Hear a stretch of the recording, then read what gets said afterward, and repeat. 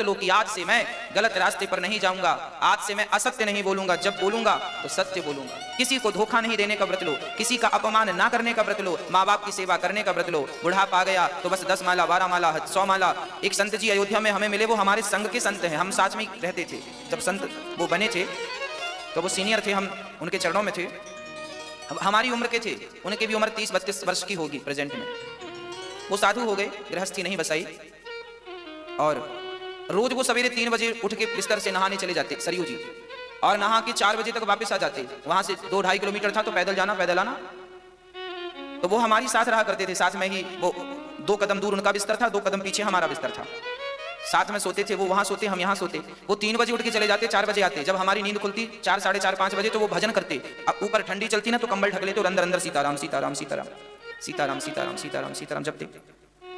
तो उनको देख देख के फिर हमें लगा कि यार, जब ये हमारी उम्र के हैं, इतना भजन कर रहे हैं। उस समय हमारा विद्यार्थी जीवन था, भागवत नहीं करने का सौभाग्य तब मिला था, बहुत कम करते थे कभी कभी, तब विद्यार्थी थे, पढ़ते थे। तो हमें भी लगा कि ये भजन कर रहे हैं तो हम क्यों नहीं करें। फिर हमने भी व्रत लिया। आप लोग एकादशी द्वादशी पूर्णिमा वाला करते होंगे, हम शायद ये वाला नहीं कर पाते। हमारी एकादशी तो ऐसी रहती है कि हमारे जो भैया लोग हैं वो हमें जो खाने को दे देते हैं हम वो खा लेते हैं। आज वो बताएंगे कि आज एकादशी है तो आज ये नहीं खाना, ठीक है भैया, नहीं खाएंगे। हाँ, तो हमने एक व्रत लिया था अयोध्या में। वो व्रत क्या लिया था, हमने उनको देख के व्रत लिया कि जब ये 3 बजे उठ के चले जाते हैं और 4 बजे नहा के आते हैं और माला जपते हैं भगवान का नाम, तो मैं भी सरयू जी रोज नहाऊंगा। बड़ी ठंडी थी और विद्यार्थी जीवन था। मैंने व्रत लिया कि अब रोज जितने दिन अयोध्या में रहूंगा, एक भी दिन नागा नहीं होगा, रोज सरयू स्नान करने का मैंने व्रत ले लिया। और भक्तों, मैंने व्रत लिया नहीं, ठाकुर जी की कृपा से उस व्रत को निभाया। जब तक अयोध्या में था, एक भी दिन नागा नहीं हुआ, रोज सरयू स्नान करने का अवसर मिलता था। रोज पैदल जाते थे। संत जी वो 4 बजे जब आते थे तब हमारी नींद खुलती, तो हम 4 बजे उठ जाते थे, चलो तुमसे 1 घंटा बाद ही पहुंचेंगे भगवान के द्वार। तो 4 बजे उठते थे हम, फिर जाते थे तो 4:30 बजे तक पहुंच जाते। सरयू जी दौड़ के जाते, यहाँ से दौड़ लगाते तो सीधे 2.5 किलोमीटर दूर जाके सरयू जी में रुकते, और वहां रुकते तो दौड़ने में शरीर गर्म होता, तो थोड़ा सा 2 मिनट बैठ जाते। किसी ने कहा कि बैठ जाया करो, डायरेक्ट पानी में नहीं घुस जाया करो, नहीं बीमार पड़ जाओगे। तो हम 2 मिनट रुक जाते, शरीर नॉर्मल हो जाए। फिर जाके बढ़िया डुबकी लगाते सरयू जी में 4:30 बजे, और फिर वहां से पैदल दौड़ते हुए आते। और फिर बाद में आकर के थोड़ा सा उनकी देखा देखी, हम भी माला जपते, हम भी भगवान का भजन करते। बस पहले तो देखा देखी थी, बाद में फिर वो आदत हो गई, फिर मुझसे आनंद आने लगा। फिर आपके बीच में बैठा दिया ठाकुर जी ने। अच्छे लोगों को देखोगे तो अच्छा रंग चढ़ेगा, मेरा कहने का अर्थ ये। और जब अच्छे लोगों को देखो और अच्छा रंग चढ़े तो उसी रंग का व्रत धारण कर लो कि तुम्हें रोज ये व्रत से नियम से करना, रोज सरयू जी स्नान करना है, रोज बिहारी जी का दर्शन करना है, रोज तुम्हें कम से कम 1 माला जपनी है, कम से कम रोज भगवान, एक गरीब व्यक्ति को रोज भोजन दान करना है। कोई एक अच्छा संकल्प, कोई एक अच्छी बात, एक अच्छा काम रोज के लिए ठान लो। रोज 2 आंसू बहाने हैं भगवान की याद में, यही संकल्प ले लो। इससे बड़ा व्रत और क्या हो सकता है। हाँ, तो व्रत होना चाहिए। व्रत का अर्थ है प्रतिज्ञा। रोटी लड्डू खाने से व्रत नहीं टूटता, आपके भीतर की जो बुराइयां हैं उनसे व्रत टूट जाता है। जैसे शुक्रवार का व्रत हमारी माताएं रखती हैं। शुक्रवार के व्रत में माताओं को किसी ने बता दिया है कि खटाई नहीं खाते। अच्छा, माताओं को किसी ने अधूरी बात बता दी, किसी ने ये तो बता दिया खटाई नहीं खाते, पर बेचारे किसी ने ये नहीं बताया कि खटाई चीज क्या है। और हमारी माताओं ने टमाटर को, इमली को, आम को, छाछ को खटाई समझ लिया, बेचारी नहीं खाती डर के मारे, कहीं संतोषी माता नाराज ना हो जाए। अच्छा, आपको किसने बता दिया कि खटाई नहीं खाते? और जिसने बताया तो उसने ये नहीं बताया कि खटाई चीज क्या है। अरे रामचरितमानस पढ़ते तो तुलसी बाबा ने बताया कि खटाई क्या है, तुलसीदास जी ने बताया। मैं कोई भी बात अपने मुंह से नहीं करूंगा, जो बातें हमारी ऋषि मुनियों ने कही है बस वही बात आप तक पहुंचाता हूं। खटाई क्या है? नींबू खटाई नहीं है मेरी मां, टमाटर खटाई नहीं है, छाछ खटाई नहीं है। अरे ये टमाटर, छाछ, नींबू, इमली की खटाई तो केवल दूध को फाड़ती है, इससे ज्यादा क्या ताकत है इनमें बताओ? नींबू की खटाई क्या फाड़ सकता है? केवल दूध, इसके सिवा और क्या फाड़ेगा बताओ? क्या ताकत है इसमें? दूध, नींबू की खटाई सिर्फ दूध फाड़ सकती है, परंतु कपट ऐसी खटाई है जो भाई भाई के रिश्ते को फाड़ देती है, पिता पुत्र के रिश्ते को फाड़ देती है, पति पत्नी के रिश्ते को फाड़ देती है, और अनादिकाल से फाड़ती चली आ रही है। वो कपट तुमसे छूटा नहीं, नींबू छोड़ के बैठ गई। ये बात हम नहीं, गोस्वामी जी लिख रहे हैं।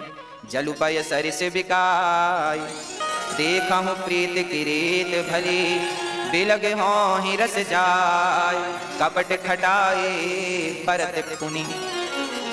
कपट की खटाई का त्याग करना, कपट छोड़ना है जो हमारे भीतर है। हाँ या ना? भगवान राम भी कहते हैं, निर्मल मन जन सो मोहि पावा। आगे लिखते हैं गोस्वामी जी, मोहि कपट छल छिद्र ना भावा। भगवान को कपट ही अच्छा नहीं है, भगवान को कपट पसंद नहीं है, और वही लोगों से छूटता नहीं है। कपट छूट जाए तो फिर बात ही क्या। तो फिर व्रत कैसे रहें? बुराइयों का त्याग करके अच्छाइयों को धारण करने का नाम व्रत है। अच्छे संकल्प, अच्छी प्रतिज्ञा लेने का नाम व्रत है। और जैसे आज एकादशी है, माना कि आज एकादशी है, जब एकादशी आए तो क्या करना चाहिए, व्रत कैसे करना चाहिए वो मैं आपको बताऊं। गुरुवार आए और भगवान विष्णु का व्रत करना हो तो व्रत कैसे करना चाहिए। मंगलवार आए और हनुमान जी का व्रत करना हो तो कैसे करना चाहिए। सोमवार आए और शंकर जी का व्रत करना हो तो कैसे करना चाहिए। वो व्रत की पद्धति भी मैं आपको बताऊं। व्रत जैसे आज आपका व्रत है, आज एकादशी माना कि, तो आप सुबह जल्दी उठ जाओ और बड़े प्रेम से जल्दी से स्नान करके लोटा भर जल ठाकुर जी को चढ़ाओ, सूर्य भगवान को। और आज एकादशी है तो आज ठाकुर जी का बढ़िया अभिषेक करो, दूध से नहवाओ, दही से नहवाओ, खूब ठाकुर जी का ओम नमो नारायणाय नमः, ओम नमो नारायणाय नमः, नारायणाय नमः, नारायणाय नमः, लक्ष्मी नारायणाय नमः, लक्ष्मी नारायणाभ्याम नमः। खूब स्नान कराओ ठाकुर जी को दूध दही से और मेवा मिष्ठान खिलाओ पिलाओ ठाकुर जी को। और दिन भर आज मंदिर में बैठ के 4 लोगों को और बुला लो, रिश्तेदारों को, पड़ोसियों, आज एकादशी है 4 लोगों को बुलाओ और बस कीर्तन करो, श्रीमन नारायण नारायण नारायण। खूब कीर्तन करो, भगवान का नाम खूब जपो। और जाप करने में, कीर्तन करने में, पूजा करने में इतने खो जाओ, इतने डूब जाओ कि सुबह से शाम कब हो गई पता ना चले। अरे भोजन की याद ही ना आए, सुबह से शाम तक आपको भगवान के सिवा कुछ याद ना आए। इसका नाम व्रत है। रोटी छोड़नी नहीं पड़ती, भजन में इतने मस्त हो जाओ कि ये सब अपने आप छूट जाए, इसका नाम व्रत है। कई लोगों को हमने देखा दिन में सोते रहते हैं व्रत के दिन। क्यों सोते रहते हैं? जागेंगे तो रोटी की याद आएगी। बाकी दिन जितना नहीं खाते लोग, व्रत के दिन उतना खा जाते हैं। व्रत के नाम पर बड़ा खा लेते हैं लोग, महंगा महंगा खाते हैं। इसलिए पहले हर चीज का अर्थ समझना चाहिए, इसका अर्थ क्या है। भगवान का चिंतन, भगवान के भजन में इतने डूब जाओ कि कुछ याद ही ना रहे। अरे लड़की का विवाह जब होता है ना तो बाप के पांव में कांटा भी लग जाए तो उस कांटे की चुभन उसे पता तब चलती है जब बेटी विदा हो जाती है। हाँ या ना? बाप नंगे पांव काम करता है, ये सामान लाना, वो करना, यहां जाना, वो करना। बाप के पांव में दर्द कब होता है? जब बेटी घर से, जब तक विदा नहीं होती तो पांव में दर्द नहीं होता। क्यों दर्द नहीं होता? क्योंकि पिता अपने काम में, बेटी के विवाह में इतना मग्न था, इतना डूबा था कि उसे अपने पांव का दर्द भी नजर नहीं आया। वो तो जब कुर्सी में बैठा आराम से, बेटी विदा हो गई, अब काम नहीं है, तो फिर दर्द शुरू हुआ। उसी प्रकार भगवान के भजन में इतने मस्त हो जाओ, इतने मस्त हो जाओ कि आज भूख प्यास बिल्कुल ना लगे, भगवान के भजन में डूबे रहो, इसका नाम व्रत है। ना तो रोटी की याद आवे ना पानी की, बस भगवान के चिंतन में डूब जाओ, भगवान के भजन में सुबह से शाम तक। ऐसे ध्रुव जी महाराज ने व्रत लिया कि भगवान को प्राप्त किए बिना मैं लौटूंगा नहीं। आप भी ये संकल्प ले सकते हैं कि हमें भगवान का दर्शन करना है। और आप भी भगवान की प्राप्ति के लिए आपको कुछ नहीं करना, ना भगवान की प्राप्ति के लिए ना पत्नी को छोड़ना, ना परिवार को छोड़ना, केवल भगवान से प्रेम बढ़ाना है। अब प्रेम कैसे बढ़ाना है वो आप लोगों को आता है। प्रेम करना तो सीखा ही होगा बचपन में। हाँ, माँ से प्रेम किया, फिर भाई से प्रेम किया, फिर माँ, फिर पत्नी से प्रेम किया, फिर बच्चों से प्रेम किया, फिर मकान दुकान से प्रेम किया। इन सबसे प्रेम कर सकते हो तो बिहारी जी से प्रेम नहीं कर सकते। आप लोगों को प्रेम करना आता है कि नहीं? आप लोग अच्छा वाला प्रेम करते हैं। माँ बेटे से कितना बढ़िया प्रेम करती है। माँ और बेटे का प्रेम कितना बढ़िया है। एक पल के लिए बच्चा नजर ना आए तो माँ व्याकुल हो जाती है। देखो कितना बढ़िया प्रेम है। एक पल के लिए बेटा नजर ना आए तो माँ क्या होती है? व्याकुल होती है। बच्चे को चोट लग जाए तो माँ रोने लग जाती है। वाह कितना सुंदर प्रेम है। पर यही प्रेम थोड़ा सा, अरे इसका हाफ आधा भी भगवान से होता तो भी नहीं, अब पार हो जाती। पर क्या करें, पूरी जिंदगी जी ली पर इसका आधा भी प्रेम भगवान से ही तो ना हो सका। जितना बेटों से हो गया है आपको, जितना बेटी से प्रेम है आपको, जितना दुनिया से प्रेम है आपको, जितना जगत से प्रेम है आपको, उतना जगन्नाथ से हो जाए तो काम ही बन जाए। फिर तो मोक्ष में कोई बाधा ही नहीं है, भगवत प्राप्ति में कोई बाधा ही नहीं है। पर क्या करें, होता ही नहीं। ये सारे शास्त्र पुराण क्या कहते हैं? हम पूरी जिंदगी हम जब तक जिएंगे तब तक यही कहेंगे आपसे कि भगवान से प्रेम कर लो, भगवान से प्रेम कर लो, भगवान से प्रेम कर लो, भगवान से प्रेम कर लो। सारे वेद, 4 वेदों का सार क्या है? सारे वेदों का सार है भगवत प्रेम। 18 पुराणों का सार क्या है? भगवान। अरे भाई, एक बाप ने बेटी का विवाह किया, बेटी के विवाह में 50 लाख की तो गाड़ी दी और सारे बारातियों को एक एक मोटरसाइकिल दी और करोड़ों रुपया बैंक में बेटी को, दामाद को दे दिया। बड़ा पैसे वाला पिता था, खूब दिया। जाओ ले जाओ, सब 10-20 प्लॉट, 10-20 प्रॉपर्टियां दे दी, ले जाओ, बड़े बड़े अच्छी लोकेशन जाओ। एक पिता ने अपनी बेटी के विवाह में अरबों खर्च कर दिया, परंतु उस बेटी का उसके होने वाले पति से प्रेम हुआ ही नहीं। वो दोनों पति पत्नी प्रेम करते ही नहीं। तो अब मेरा प्रश्न आपसे है कि वो दोनों पति पत्नी एक दूसरे से प्रेम नहीं करते तो विवाह का इतना सारा खर्चा सार्थक हुआ कि व्यर्थ गया? हाँ कि ना? व्यर्थ गया कि सार्थक हुआ? अरे भाई, पिता ने इतना खर्चा इसलिए किया था कि बेटी हमारी खुशी से अपनी ससुराल में रहे पति के संग, पर पति तो प्रेम करता ही नहीं और ये छोरी भी प्रेम नहीं करती। तो लो, पिता का इतना सारा दान दक्षिणा सब बेकार चला गया। उसी प्रकार तुमने व्रत किए, उपवास किए, यज्ञ किए, जप किए और नाना तीर्थ किए, व्रत किए, सब किए, पर भगवान के चरणों में प्रेम नहीं हुआ तो सब बेकार है। यदि प्रेम हो गया तो सब सार्थक है। ये सारे व्रत, उपवास, नियम, धियम सब केवल भगवत प्रेम के लिए ही तो है। आप कथा सुन रहे हैं किस लिए? इसलिए कि कथा सुनने से भगवान के चरणों में प्रेम जाग जाए, और प्रेम जाग गया तो सब कुछ सुनना सफल हो गया, मेरा सुनाना भी सफल हो गया। और प्रेम नहीं जागा तो 18 पुराण भी किस काम के? फिर यदि प्रेम नहीं जागा तो ये 18 पुराण भी केवल इसलिए हैं कि तुम्हारे भीतर भगवत प्रेम जगा सकें। ये भागवत, ये चारों वेद केवल तुम्हारे भीतर के प्रेम जगाने के लिए ही तो हैं। हम जैसे जितने भी कथा सुनाने वाले हैं केवल आपके हृदय में प्रेम जगाने के लिए ही तो हैं। यदि प्रेम जाग गया तो फिर आप तो भगवत प्राप्ति को प्राप्त हो गए, मिल गए भगवान जिसके लिए आंखें तरस रही हैं, प्यासी हैं, भटक रही हैं। और प्रेम नहीं हुआ, रामचरितमानस में भी राम जी स्वयं कह रहे हैं। अच्छा, बिहारी जी की पूजा हम लोग कर रहे हैं, आप भी कर रहे हैं। हम लोग, आपने देखा होगा मंदिर में लोग जाते हैं, पुष्पों की माला, लड्डू, पेड़े, तमाम अच्छी बात है, ले जाना चाहिए। पर बिहारी जी से भी कभी पूछ लो कि तुम्हें पसंद क्या है? भाई आपको हमने 56 भोग खवाया, आओ आओ आप हमारी रबड़ी खाओ, रसगुल्ले खाओ, ये खाओ वो खाओ। अरे भाई, एक बार हमारा फर्ज है कि हम आपसे ये भी पूछ लें कि भैया तुम्हें क्या पसंद है। कहीं ऐसा तो नहीं कि हमने जो जो परोसा उसमें कोई भी आपको पसंद ना हो। इसलिए माँ जब बच्चे का जन्मदिन आता है तो माँ बच्चे के लिए वही बनाती है जो बच्चे को गाजर का हलवा पसंद है तो आज माँ ने गाजर का हलवा बनाया है। बच्चे को सूजी का हलवा पसंद है तो माँ ने सूजी का हलवा बनाया है। बच्चे को पराठे पसंद है तो माँ ने पराठा बनाया। क्यों? अरे बच्चे की पसंद यही है। जरा बिहारी जी की पसंद पूछो कि तुम्हारी पसंद क्या है? लड्डू पसंद है क्या? पेड़े पसंद है क्या? माला पसंद है क्या? भगवान कहेंगे ना, हमें ये कुछ भी पसंद नहीं। तो क्या पसंद है? लिख रहे हैं गोस्वामी जी, राम ही केवल प्रेम प्यारा, जान ले ये जो जान निहार। भगवान को केवल प्रेम पसंद है, प्रेम। और प्रेम से भगवान को एक पत्ता दे दोगे तो वो भी स्वीकार है, प्रेम से एक सड़ा सा फल दे दोगे तो वो भी। अरे विदुरानी ने प्रेम से छिलके दिए तो खाए कि नहीं? प्रेम से सुदामा ने कच्चे चावल दिए तो खाए। कच्चा चावल कौन खाता भैया? आप हमारे घर आवे और हम आपको कच्चा चावल परोसें तो आप तो रूठ जाएंगे, वाह हमें कच्चा परोस दिया, हमें ढोर समझा है क्या, हमें जानवर समझा है क्या? पर सुदामा के कच्चे चावल कन्हैया कहां भागे जा रहे थे? सुदामा जी पका के खा लेते, खिचड़ी बना लेते, दूध डाल के, शक्कर डाल के खीर बना लेते। अरे खीर भी तो खाई जा सकती थी, पर भगवान ने कच्चे ही चावल क्यों खाए? क्योंकि भक्त का प्रेम उन चावलों में था। तो भक्त जैसे दिया भगवान ने वैसे ग्रहण कर लिया। विदुरानी ने जैसे छिलके दिए भगवान ने वैसे ही खा लिए। मतलब भगवान वस्तु के भूखे नहीं थे, वस्तु के पीछे जो भक्त का प्रेम था वो प्रेम भगवान ने स्वीकार कर लिया। भगवान बिहारी जी लड्डू खाएंगे, पर लड्डू खाएंगे तब जब खिलाने वाले के भीतर लड्डू से ज्यादा प्रेम हो। लड्डू में जितनी मिठास है उससे ज्यादा प्रेम आपके भीतर होगा तो वो लड्डू भगवान खाएंगे। और प्रेम नहीं है तो फिर वो लड्डू तुम चढ़ा दो, अपनी संतुष्टि कर लो। और प्रेम है तो बासी रोटी भी खाएंगे, छिलका भी खाएंगे। पत्रम पुष्पम फलम तोयम यो में भक्त्या प्रयच्छति। भगवान कहते हैं कोई भक्त ये पत्ता उठाकर दे दे, कह दे कि प्रभु मेरे पास तो बस इतना है, तो भगवान इसे भी चबा लेंगे, इसे भी खा लेंगे। कोई एक पुष्प ही दे दे भगवान हमारे पास तो ओनली यही है, तो भगवान वो भी स्वीकार कर लेंगे। चल तेरे पास है, तेरी श्रद्धा तो है, तेरी भक्ति तो है, तो खा ले, स्वीकार कर लेंगे। कोई एक फल दे दो, आप झूठा ही दे दो, चलो तुम एक और खा लो, उसके बाद तुम्हें याद आए कि भगवान को नहीं खिलाया तो वही दे दो, भगवान वो भी खा लेंगे। पर वो प्रेम तो हो, वो प्रेम कहां से लाओगे वो आप लोग जानो। मनु जी महाराज के दूसरे पुत्र का नाम था प्रियव्रत। प्रियव्रत का विवाह विश्वकर्मा की पुत्री बृहस्पति से हुआ, जिनके पुत्र हुए हैं आग्नेय, इनके फिर नाभि हुए, फिर अंग हुए, फिर ऋषभदेव जी हुए। ऋषभदेव जी के 100 बेटे हुए। सबसे बड़े पुत्र का नाम था भरत। एक दिन ऋषभदेव जी महाराज अपने सारे पुत्रों को उपदेश कर रहे थे। नायम देहो देह भाजाम्रलोके कष्टान कामान नरहते विड़भुजां तपो दिव्यम पुत्र कायेन सत्वम शुद्ध्यैदस्मात् ब्रह्म सौख्यम त्वनन्तम। आप भी अपने बच्चों को जरा बिठाकर उपदेश दिया करो। आज श्री ऋषभदेव जी अपने बच्चों को बिठाते हैं, उपदेश देते हैं। क्या उपदेश देते हैं? बेटा नायम देहो देह भाजाम्रलोके, अर्थात ये शरीर संसार के भोगों के लिए नहीं मिला। तपो दिव्यम, शरीर भगवत भक्ति में तपाने के लिए मिला। जरा तपाओ, तपस्या करो। तपाने का अर्थ, विद्यार्थी जब तपता है, मेहनत करता है, तब उसके परसेंट अच्छे बनते हैं। और तपस्या ना करे अर्थात तपे ना, अर्थात पढ़े ना, रिजल्ट कैसे अच्छा आएगा?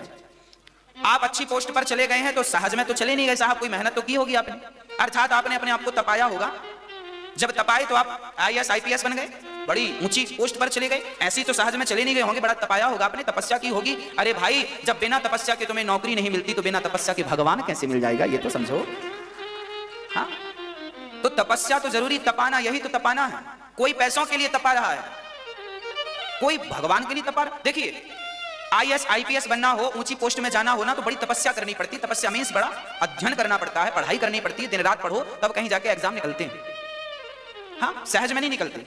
एक वो हैं जो घर में बैठ के तपस्या कर रहे हैं, आप तैयारी कर रहे हैं आईएएस आईपीएस की, सीए की, फलाने की और इसकी, आप घर में बैठ के तैयारी कर रहे हैं। और एक वो संत हैं जो जंगल में तैयारी कर रहे हैं। आप भी तप रहे हैं और वो साधु संत भी तप रहे हैं।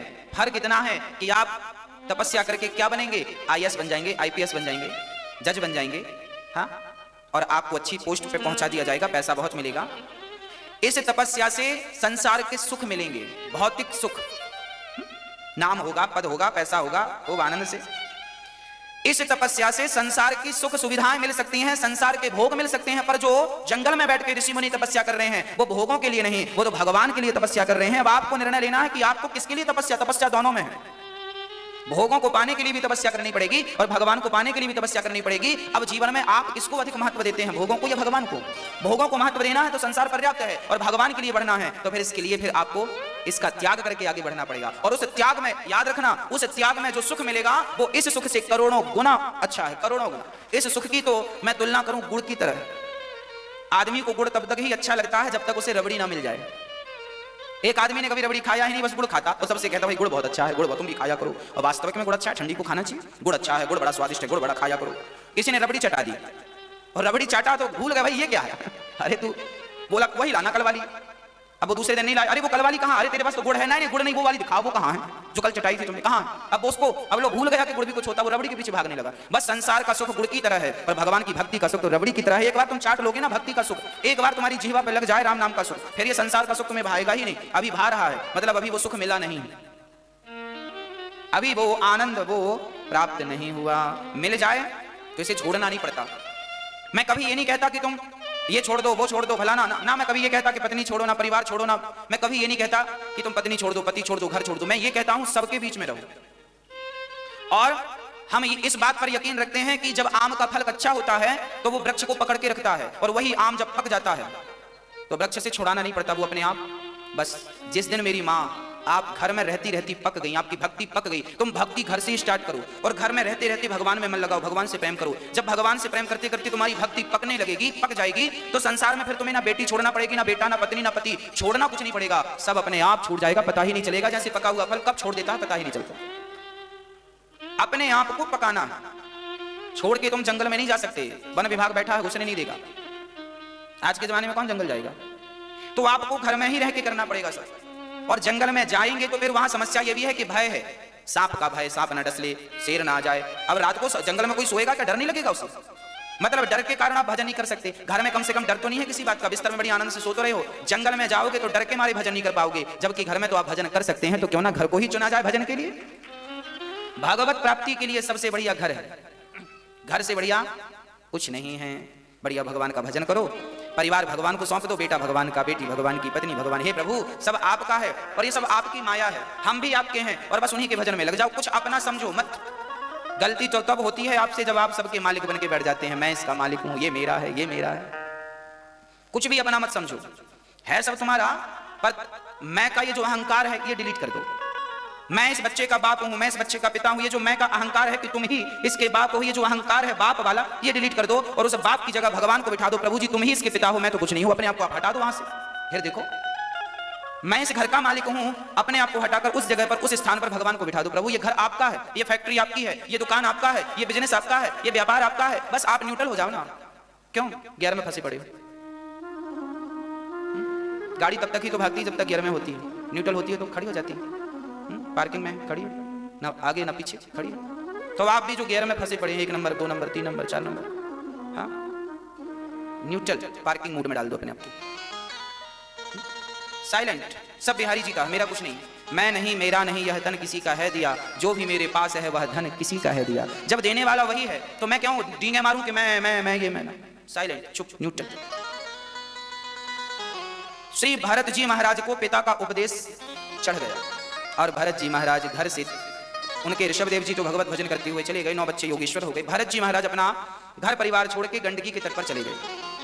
श्री भरत जी महाराज गंडकी के तट पर गए और संसार छोड़ के, पत्नी पुत्र का मोह छोड़कर जंगल गए और बस भगवान का ध्यान करने लगे। नारायण नारायण नारायण नारायण, भगवत भजन करने लगे। तभी भरत जी से गलती हो गई कि भरत जी एक दिन नदी में स्नान करने गए तो वहां एक मृगी का बच्चा बह रहा था। मृगी ने पानी में ही बच्चे को जन्म दे दिया। तो वो बच्चा पानी में बहता जा रहा था, बस मरने वाला था। तो भरत जी की नजर पड़ गई, तो भरत जी उस मृग के बच्चे को बचाकर अपनी कुटिया पर ले आए।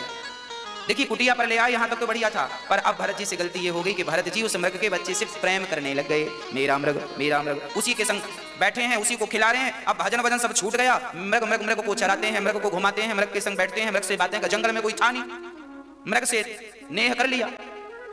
अंत में जब मृत्यु का समय आया तो भरत जी उस मृग को देखते देखते देखते देखते मर गए, प्राण निकल गए। और जब प्राण निकले तो यमराज ने कहा कि आप मृग को देखते देखते आए हैं, इसलिए अब आपको मृग की योनि में जाना पड़ेगा। अंते यामति सागति। आप लोगों से प्रार्थना है कि आप लोग भी मरने के पहले मन ना लगा लेना किसी में, क्योंकि जहां मन लगाओगे वही दुर्गति होनी है आपकी। मरते समय मन स्त्री में लगेगा तो आपको स्त्री बनना पड़ेगा, मरते समय मन पुरुष में लगेगा तो पुरुष बनना पड़ेगा, मरते समय मन कुत्ते में लगेगा कुत्ता बनना पड़ेगा, मन जहां लगेगा वहां जाना पड़ेगा। इसलिए मरते समय बिल्कुल बिल्कुल बिल्कुल मन को हटा देना। अच्छा, बहुत सारे एडवांस जो लैपटॉप कंप्यूटर है ना आजकल, जहां से जैसे आप काम कर रहे हैं, कोई भी काम करते करते वो बंद हो गया, कंप्यूटर लैपटॉप कोई भी, मोबाइल फोन में भी ये सिस्टम आ गया है, काम करते करते बंद हो गया, बैटरी के कारण बंद हो गया, तो उसके बाद जब आप चार्ज में लगाएंगे तो वो वहीं से स्टार्ट होगा। हाँ या ना? एडवांस टेक्नोलॉजी है। पहले ऐसा नहीं था, पहले शुरू से स्टार्ट होते थे। अब क्या हो गया है कि लैपटॉप में आप काम कर रहे हैं और वो बंद हो जाएगा तो आप चार्जर बैटरी चली गई, आप ध्यान ना दे पाए, बंद हो गया। अब क्या हुआ, अब आप चार्ज में लगाएंगे तो वो वहीं से स्टार्ट होगा। हाँ कि ना? हाँ। बस आपका मरते समय मन जहां लगा है तो दूसरा जन्म वहीं से स्टार्ट होगा जहां इस जन्म में आखिरी बार मन लगा था। कंप्यूटर वहीं से चालू हुआ जहां से बंद हुआ था। बस ईश्वर भी यही है, आपका मनी राम मन आखिरी समय जहां है, गति वही है, अंते यामति सागति। इसलिए मरते समय मन को सबसे हटा लो, लैपटॉप बंद हो उसके पहले काम धाम पूरा करके सेव कर लो फाइल और अपनी गैलरी में आ जाओ, बढ़िया बाहर आ जाओ। हाँ, ताकि वहां से आप फिर किसी भी फंक्शन में जा सकते हैं। आप भी मरने के पहले सब वापसी कर लीजिएगा, पत्नी से मन हटा लीजिएगा, पुत्रों से मन हटा, सबसे बिल्कुल अपने वापसी आ जाइएगा ताकि आपका मोक्ष हो जाए। और यदि मन बेटे में लगा रहा तो लो भैया, बेटे के ऊपर मन लगा रहा, फिर तुम किसी के बेटे बन के आओ, फिर तुम झंझट में पड़ो। इसलिए बिल्कुल साइलेंट, मन कहीं ना लगे, बस मरते समय भगवान में मन लगाओ। इसलिए मरते हुए आदमी को गीता सुनवाई जाती है, इसलिए सुनवाई जाती है ताकि गीता के शब्द सुने और उसका यहां वहां मन लगा हो तो हट जाए। पर आजकल उल्टा है, जब मर जाता है तब गीता सुनवाते हैं। अब किसे सुनवा रहे हो भैया?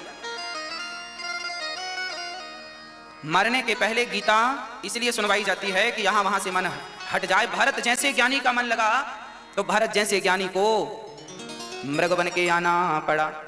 जंगल में लगी आग तो भरत जी मृग बन के आए थे, अब वो मृग बने थे, आग लगी तो उसमें जल गए, फिर तीसरा शरीर मिला उन्हें मनुष्य का। भगवान ने कहा कि तुम्हें एक मौका और देंगे मनुष्य बनाने का, अब तुम गलती ना करना नहीं तो गति बिगड़ जाएगी। अब भरत जी मृग बन के गए, उसके बाद मनुष्य बनकर आए। अब भरत जी बिल्कुल चुप रहते हैं, किसी ने गाली दी तो कोई उत्तर नहीं, किसी ने स्तुति की तो कोई उत्तर नहीं, बड़े चुप रहते हैं, गुमसुम रहते हैं, ना पढ़ते हैं ना लिखते हैं, कुछ भी काम भरत जी नहीं करते हैं। भरत जी को पता है कि पिछले जन्म में मृग के चक्कर में गति बिगड़ गई थी, इस जन्म में भी गति ना बिगड़ जाए, इसलिए तब के खाए, तब खाई तो खाई, अब खाए तो राम दोहाई, अब नहीं करेंगे गलती। दूध से जली हुई बिल्ली भी छाछ को फूक फूक के हाँ पीती है। तो आपसे ये गलती, ये अपराध ना हो जाए कि आप भी मन कहीं यहां वहां लगाएं। मन भगवान के श्री चरणों में अब भरत जी ने पूर्ण रूप से समर्पित कर दिया। पिता ने कहा गीता पढ़ लो, पिता ने कहा ये पढ़ लो वो पढ़ लो, पर भरत जी ने कुछ नहीं पढ़ा। भरत जी को पता था कि मैं पढ़ लूंगा और कहीं पढ़ाई का ही घमंड आ गया तो भी मैं उलझ जाऊंगा, शादी कर लूंगा तो कहीं सुंदर पत्नी का, सुंदर बच्चों का अहंकार ना आ जाए। आजकल माँ बाप को भी बड़ा अहंकार होता है, मेरा बेटा तो ये है, मेरा बेटा तो वो है, बेटे की अहंकार करे घूम रहे हैं। बेटा कोई अच्छी पोस्ट में चला जाए, फिर देखो पिता को ऐसे चलता है। अहंकार पग पग में बैठा है और वो ये समझते नहीं है कि भाई यही तुम्हारे सबसे बड़ा दुश्मन है। रावण जैसों का अहंकार टिका नहीं, तुम्हारा क्या टिकेगा। और याद रखना भगवान को अहंकार बिल्कुल पसंद नहीं, बिल्कुल रत्ती भर पसंद नहीं। दुर्योधन के घर भगवान ने भोजन क्यों नहीं किया? क्योंकि अहंकार था। विदुरानी के घर भोजन क्यों किया? क्योंकि अहंकार नहीं था। क्यों नहीं समझते लोग इन बातों को? और याद रखना अहंकार केवल भगवान को नहीं, हमें भी अच्छा नहीं लगता और आप लोगों को भी अहंकार अच्छा नहीं लगता। आपका कोई दोस्त आपसे अहंकार में बात करे, आपका पड़ोसी आपसे बड़ा एटीट्यूड में बात करे तो आपको अच्छा लगता है? बोलो। आपका भाई आपके सामने बड़ा ईगो में बात करे आपसे, आपको अच्छा लगेगा? अरे भाई, जब आपको अहंकार अच्छा नहीं लगता तो भगवान को अहंकार कैसे अच्छा लगेगा? जो व्यक्ति अहंकारी है वो भगवान के मतलब का नहीं है। आप ये अपराध ना करिएगा। भारत जी बिल्कुल चुप हैं, कोई उत्तर ना शादी करते हैं ना गृहस्थी, ना हैं ज्ञानी पर बोलते कुछ नहीं है, क्योंकि उनको पता है कि बोलने में कहीं ना उलझ जाए। भारत जी बस उनकी भौजाइयां बासी रोटी दे देती हैं तो नमक के साथ खा लेते हैं। एक बार भाभियों को वो भी महंगी पड़ने लगी तो भाभियों ने अपने अपने पतियों से कहा ये निठल्ला घर में बैठा बैठा खाता है, कुछ काम धाम तो करता नहीं, तो भाइयों ने खेत भेज दिया, जाओ धान बो दी है चिड़ियों को उड़ाना। पर भरत जी बाजा बजा बजा की चिड़ियों से कहने लगे कि चिड़िया खेत भी राम जी का हो, तुम भी राम जी की हो, खाओ राम जी की चिड़िया, राम जी का खेत खाओ। री चिड़िया भर भर पिटाम बैठे हैं, चिड़ियों से खवा दिया। भाइयों ने आके 2 लाठियां जमाई, निकम्मा किसी काम का नहीं है, खेत में भी चिड़ियों को धान खवा दिया, घर से निकाल दिया भरत जी, घर से निकाल दिया। भरत जी को लगा अब भगवान की कृपा हो गई, अब मैं बिल्कुल संसार से बिल्कुल मुक्त हो गया। अब भाइयों ने भौजाइयों ने घर से निकाल दिया, पिताजी तुम चले गए थे भगवान के घर। अब भरत जी बिल्कुल जंगल में भगवान के भरोसे विचरण करते हैं। वो कहीं भी बैठ जाते हैं, सांप के बाजू में बैठ जाते हैं। उनको ये विश्वास है कि भगवान ने जितनी श्वासें दी हैं वो पूरी लेनी है, ये सांप डसेगा भी तो हम मरेंगे नहीं, क्योंकि उनको सांप से ज्यादा भगवान पे भरोसा था। ये क्या डसेगा हमें? क्या अर्थ है इनका? इनका अर्थ ये है कि जब भगवान के बनकर घर से निकलना तो बिल्कुल निडर होकर निकलना। याद रखना, जीवन में डरते वही हैं जिनको भगवान पे विश्वास नहीं होता। जिनको भगवान पर पूर्ण विश्वास है वो ये जानते हैं कि मारने वाला भगवान है तो बचाने वाला भी। क्या मारेगी मृत्यु? भारत जी बिल्कुल स्वच्छंद विचरण करते हैं जंगल में, कोई भय नहीं, कोई डर नहीं, कोई बाधा नहीं। एक बार जंगल के भीलों ने भरत जी को पकड़ लिया, तुम्हारी नरबली चढ़ाएंगे। भरत जी बोले ठीक है। भरत जी को खाया, फिर खिलाया पिलाया, बड़े लड्डू खिलाए, पकवान खिलाए। भरत जी बोले वाह बढ़िया खिला रहे हो, खिला रहे। भरत जी खूब खाए। और भरत जी तो बिल्कुल साइलेंट थे, जो मिल जाए खा लेते हैं। खाया और माला पहनाया गले में। भारत जी को कोई ने खिलाया तो खा लिया, माला पहनाया तो माला पहन लिया। अब उन्होंने कहा चलो सिर झुकाओ, तुम्हारी बलि चढ़ाएंगे। तो भारत जी ने सिर भी झुका दिया। ये नहीं नहीं नहीं हमें मत मारो, काहे नहीं मारो, मारेंगे। भारत जी ने बिल्कुल खुशी से सिर झुका दिया, मार दो।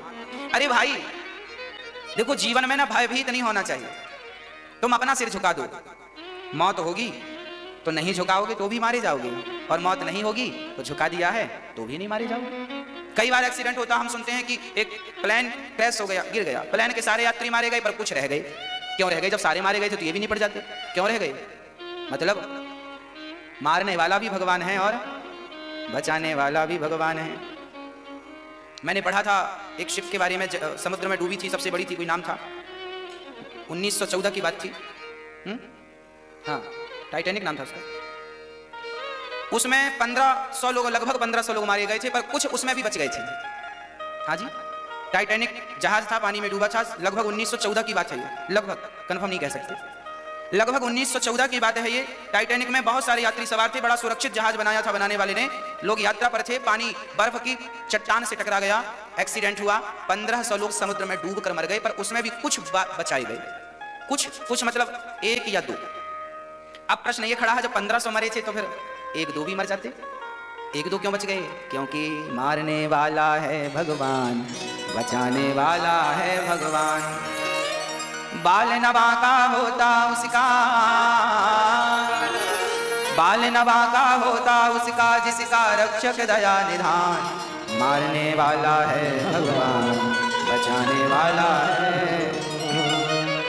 इसलिए भरोसा भगवान पर किया करो, भगवान बाल विवाह का नहीं होने देंगे आपका। हाँ भक्तों, अब क्या हुआ? श्री भरत जी ने सिर झुका लिया और उन्होंने तलवार मारनी चाहिए तो भद्रकाली जो खड़ी थी वो प्रकट हो गई, मेरे भक्त को मार रहे हो। भद्रकाली ने प्रकट होकर उन्हीं दुष्टों को मार दिया और भरत जी के जीवन की रक्षा कर ली। जीवन में जब आपके प्राणों की कोई रक्षा करता है तो आप ये ना सोचा करो कि फला व्यक्ति ने मेरी रक्षा की, आप ये कहा करो कि परमात्मा ने ही किसी रूप में मेरी रक्षा की है। परमात्मा ही जीवन दाता है, वही किसी ना किसी रूप में आकर हमारे जीवन को बचाते हैं। इसलिए सबसे अधिक भरोसा भगवान पे करना सीखो, सबसे ज्यादा।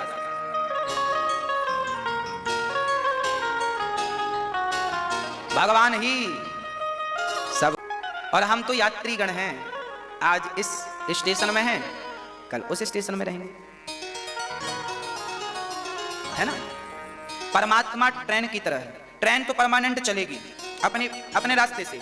अब यात्री जो कल बैठा था वो आज नहीं बैठेगा, जो आज बैठा है वो। यात्री बदलते रहते हैं, ट्रेन कहाँ बदलती है? ट्रेन तो वही है।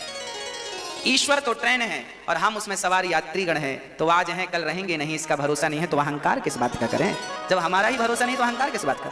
इसलिए श्री भरत जी महाराज, अब कोई प्रत्युत्तर नहीं। तभी वहां से सिंधु सौवीर देश का राजा पालकी पर चढ़ के चला और एक कहार बीमार पड़ गया। तो भरत जी को कहार बनाकर लगा लिया। अब भरत जी कहार बन के चल रहे हैं, रास्ते में चींटी थी, भरत जी को लगा पांव रख दूंगा मर जाएगी, तो भरत जी छलांग लगाते हैं। अच्छा, भरत जी के कंधे पर रहुगण की पालकी, सिंधु सौवीर देश का एक राजा था, बड़ा अहंकारी था, कपिल देव जी के पास जा रहा था। आज कपिल भगवान के आश्रम में पहुंचे, उसके पहले भरत जी से भेंट हो गई और भरत जी को पालकी कंधे पे रख के चलनी पड़ी। ये राजा रहुगण वही है पिछले जन्म का मृग, इस जन्म में राजा बन के आया, क्योंकि उस मृग को संत की संगत मिल गई ना। देखिए क्या हुआ, भारत का मन एक मृग में लगा था कि नहीं, तो भारत जी का मन लगा था उस मृग में, तो भारत जी तो बन गए मृग, और उस मृग का मन लग गया था भरत जी में, तो वो मृग बन गया राजा रहुगण जो सत्संग करने जा रहा है। आपका मन जिसमें लगा है आपको वो बनना पड़ेगा। तो श्री भरत जी महाराज रहुगण को, राजा रहुगण जब चीटियों पे पांव ना रख के भरत जी ने छलांग लगाई, तो राजा रहुगण के पालकी सिर पे टकराई। राजा रहुगण ने कहा क्यों रे, कौन है, ठीक ठीक नहीं चल रहे हो, उछल कूद कर रहे हो। कहारों ने कहा महाराज ये भर्ती हुआ यही उछल कूद कर रहा। तब भरत जी को उनके कहारों ने डांटा, ए भाई ठीक ठीक चलना, गलती ना करना नहीं दंड मिलेगा। अब की बार भरत जी ने देखा फिर चींटियां हैं, तो भरत जी ने फिर छलांग लगाई, और ऐसी छलांग लगी कि राजा रहुगण के मस्तक से रक्त गिरने लगा, रक्त की धार। अब तो पर्दा हटाकर राजा रहुगण आग बबूला हो गया। मूर्खो, जानते नहीं मैं कौन हूं, कौन है। कहारों ने कहा महाराज ये है। अब रहुगण का पूरा गुस्सा भरत जी पर फूट पड़ा, बहुत डांट लगाई, बड़ा दुबला पतला है, मेरा भार नहीं उठा सकता, राजा हूं मैं, अभी तुझे मौत के घाट उतार दूंगा, मृत्यु दंड दूंगा। भरत जी चुपचाप उसकी सारी डांट सुन रहे थे। मैया जी, दुष्टों के मुंह नहीं लगना चाहिए, गाली जो आपको दे उनके मुंह लगोगे। भारत जी संत थे, चाहते तो श्राप दे के भस्म कर सकते थे, मुझे गाली देता, तपस्या का बल था इनके पास, पर नहीं। कुत्ता आपको काटता है तो आप तो कुत्ते को नहीं काट लेते, आप तो इंजेक्शन लगा के अपना इलाज करते हैं, और आपने भी उसे काट दिया तो फिर उसमें और तुम में अंदर क्या रहा। श्री भरत जी महाराज आज चुपचाप हैं, और आज भरत जी ने राजा रहुगण से कहा, वयोदितं व्यक्तमविप्रलब्धं भरतो समय स्याददिवीरभार गन्तुर्यदि स्यादधिगम्य मध्वा पीवेतिरासौ न विदां प्रवाद। आज रहुगण ने कहा तुम बहुत दुबले पतले हो। भरत जी मोटे ताजे थे तो व्यंग कर रहा है, बड़े दुबले हो, हमें उठा नहीं पा रहे हैं। तब भरत जी ने जवाब दिया, राजन देखिए भार तो शरीर में होता है, मोटा पतला शरीर हो सकता है, आत्मा नहीं हो सकती, आत्मा तो एक जैसी है। इसलिए आप जानते नहीं हैं, आप शरीर को आत्मा समझ बैठे हैं। आप डांट किसे रहे हैं? अच्छा, आप किसी को डांटते हैं तो किसे डांटते हैं? फलाने व्यक्ति को, फलाने व्यक्ति को आप डांट रहे हैं। तो भाई ये तो बताओ कि वो है कौन? तुम जिसे डांट रहे, तुम शरीर को डांट रहे हो कि आत्मा को? देखिए शरीर अलग है, आत्मा बिल्कुल अलग है। शरीर और आत्मा वैसे ही अलग अलग हैं जैसे मोबाइल और सिम दोनों अलग अलग हैं। मोबाइल अलग, सिम अलग, पर दोनों एक दूसरे के पूरक हैं। जब तक सिम मोबाइल में ना पड़े तो मोबाइल किसी काम का नहीं, और सिम को मोबाइल ना मिले तो सिम भी अकेले किसी काम की नहीं। दोनों हैं अलग पर हैं एक दूसरे के पूरक। उसी तरह आत्मा सिम जैसी है, शरीर मोबाइल सेट जैसा मोबाइल है।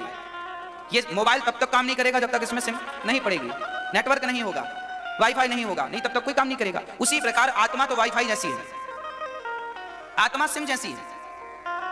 ये शरीर तभी काम करता है जब आत्मा होती है, आत्मा निकल जाए। अच्छा, जब आदमी मरता है आपकी भाषा में तो आत्मा ही तो निकलती है, शरीर तो ज्यों का त्यों पड़ा है। आदमी के मरने के बाद क्या बिगड़ता है ये बताओ? आत्मा ही तो नहीं रहती, बाकी तो सब है। आंख कहीं नहीं गई, नाक कहीं नहीं गई। हाँ, मरने के बाद तो बाल भी बढ़ते हैं, नाखून भी बढ़ते रहते हैं। तो फिर आप रखते क्यों नहीं हो आदमी को? ये तो हमारा अपना था, आप रखो फ्रिज में संभाल के। क्यों जला देते हो? आप ही तो भेजते हो, ले जाओ। क्यों जलवा देते हो? क्यों दफना देते हो? उस व्यक्ति की वैल्यू तब तक थी जब तक उसके भीतर आत्मा थी। सीधी बात कहें तो शरीर की कोई वैल्यू नहीं है, वैल्यू तो उस आत्मा की है। और सच्ची कहूं तो तुम शरीर हो ही नहीं, क्योंकि तुम शरीर होते तो तुम तो तब भी थे जब मर गए थे, तब भी तो तुम्हारा शरीर अवेलेबल था, उपस्थित था, आत्मा ही तो नहीं थी। इसका अर्थ क्या हुआ? हम शरीर नहीं है, हम वही आत्मा है जो निकल जाती है तो लोग कहते हैं मर गया। ये अनिरुद्धाचार कौन है? शरीर नहीं हूं मैं वही आत्मा हूं जिसके निकल जाने से लोग कहेंगे मर गया। मैं वही आत्मा हूं। शरीर 5 चीजों से मिलकर बना है, पृथ्वी, जल, वायु, अग्नि, आकाश। इन 5 चीजों से मिलकर शरीर बना है, और अंत में ये 5 तत्व 5 में जाके मिल जाते हैं। पृथ्वी तत्व पृथ्वी में, वायु तत्व वायु में, जल तत्व जल, अग्नि अग्नि में, आकाश आकाश में। बचा क्या? आत्मा बची। आत्मा जाके परमात्मा से मिल गई, आत्मा परमात्मा में। फिर प्रश्न खड़ा हुआ कि तुमने जो पाप और पुण्य भोगा था उसका फल कौन भोगेगा? यदि आत्मा परमात्मा में मिल गई, शरीर 5 तत्वों में मिल गया, तो फिर तुमने जो पाप किए हैं इसका फल कौन भोगेगा? जो पुण्य किए हैं इसका फल कौन? फिर क्यों करता है आदमी पाप और पुण्य? क्यों डरता है पापों से? क्योंकि पाप और पुण्य भोगने वाला भी कोई है तुम्हारे भीतर। कौन भोगता है? आपके भीतर के पाप कौन भोगेगा? पुण्य कौन भोगेगा? बताओ, आप बताओ जल्दी से सोच के, फिर हम बताएंगे। कौन भोगता है? हमारे भीतर एक चीज और है, मोबाइल तो है, सिम है, एक तीसरी चीज और होती है जिसे हम मेमोरी कार्ड कहते हैं। मेमोरी होती है कि नहीं? आपने मोबाइल से कोई चीज, आपने फोटो क्लिक की तो फोटो जाके सेव कहां होती है? चाहे फोन की मेमोरी हो चाहे मेमोरी कार्ड होगी तो मेमोरी में। फोन के अंदर भी इंटरनल मेमोरी होती है, होगी सेव मेमोरी में है। मोबाइल का कैमरा फोटो को क्लिक कर सकता है, सेव नहीं कर सकता, सेव तो मेमोरी में होती है। वीडियो बन सकती है पर वीडियो सेव तो होगी मेमोरी में। ये कैमरे लगे हैं, कैमरे में भी किनारे एक मेमोरी पड़ी रहती है, मेमोरी में सारा डाटा सेव हो जाता है। हाँ जी, बस इसी तरह तुमने जो पाप और पुण्य किया है ना, ये तुम्हारी मेमोरी में सेव हो रहा है। ये मेमोरी क्या है? तुम्हारा सूक्ष्म शरीर, जिसे हम मन भी कहते हैं। मन को हल्के में मत लेना, यह मन ही तो जन्म मृत्यु का कारण है। सारा झंझट मनीराम का है। ये जो मन है यही सूक्ष्म शरीर है। हमने जो भी पाप किए हैं मन में सेव है, पुण्य किए हैं सब मन में फीड है। जब हम मरते हैं तो हमारा सूक्ष्म शरीर, अच्छा सूक्ष्म शरीर क्या है वो भी मैं आपने कभी सपना देखा है कि नहीं? सपना देखा होगा तो आप अपने कमरे में सो रहे थे पर सपने में हरिद्वार चले गए। तो ये बताओ, सपने में आप हरिद्वार गंगा नहा रहे हो, ये कौन है जो गंगा नहा रहा है? कौन है ये? आप तो कमरे में सो रहे हो, ये हरिद्वार कौन घूम रहा है? कौन? आपका मन। आपका मन आपको वही स्वप्न का दृष्टा है। स्वप्न का दृष्टा कौन है? स्वप्न का दृष्टा मन है, और मन को ही विद्युत जन सूक्ष्म शरीर कहते हैं। ये शरीर हमारा स्थूल शरीर है, ये शरीर हमारा स्थूल शरीर है, और मन सूक्ष्म शरीर है। ये तो यहीं जलाने के काम आता है, पर सूक्ष्म शरीर ही जाता है भगवान के घर, और वहीं पर हिसाब किताब होता है कि तुमने कितना पाप किया और कितना पुण्य किया है। और जो तुमने पाप किया है तो पापों का फल तुम्हें कीड़ा मकोड़े बनकर के, नाली का कीड़ा, मकड़ी, चमगादड़, ये सब बन के आना पड़ता है। यही तो कर्मों का दंड है, नरक जाना पड़ता। और तुमने पुण्य किए हैं तो फिर तुम्हें भगवान मनुष्य का तन देते हैं। देखो तुमने गलती की तो तुम्हें पाप का दंड भोगना पड़ा। जब आदमी मर के जाता है तो भगवान हिसाब किताब करते हैं, कितना पुण्य किया, कितना पाप किया। यमराज पूरा हिसाब लगाते हैं, इन्होंने 5 किलो पाप किया है, 100 ग्राम पुण्य किया है। 5 किलो पाप और 100 ग्राम, तो पहले पाप ज्यादा है ना, 5 किलो निकले। अच्छा आपके कितने पाप निकलेंगे जब हिसाब होगा? बताओ, 5 किलो ही निकलेंगे कि कुछ कम भी निकलेंगे? कितनी उम्मीद है आपको? हाँ, कुछ कम ज्यादा होंगे कि 5 ही निकलेंगे? 10 तो नहीं निकलेंगे? निकलेंगे। कुछ लोग कह रहे हैं ज्यादा की उम्मीद हमारा चीज, ज्यादा उम्मीद है। हाँ? हम तो कहते हैं भगवान आपके एक रत्ती पाप ना निकले। पर हिसाब किताब होगा तो आप लोग ना अभी खूब मौज कर रहे हो, हाँ खूब कपट चल रहा है, छल चल रहा है, झूठ चल रहा है। ठहरो ठहरो, मिलेगा, इसका भी फल मिलेगा। कर लो मनमानी, कर लो। हाँ जी, 5 किलो पाप जब निकलते हैं तो 5 किलो पाप का फल भोगने के लिए भगवान फिर मृत्यु लोक में भेजते हैं। जाओ 5 किलो पाप तुमने किया है, अब उनका फल भोग। 5 किलो पाप खत्म कैसे होते हैं? तुम्हें मच्छर बनना पड़ता है, मक्खी बनना पड़ता है, नाली का कीड़ा बनना पड़ता है, चमगादड़ बनना पड़ता है, सूअर बनना पड़ता है, कुत्ता बनना पड़ता है, बिल्ली बनना पड़ता है, वृक्ष बनना पड़ता है, हाथी बनना पड़ता है, शेर बनना पड़ता है। सब कुछ 84 का चक्कर हमारे तुम्हारे लिए ही तो है। जैसा पाप तुमने पाप किया ना 5 किलो पाप में, तुम्हें सब बनाएंगे भगवान एक एक चक्कर।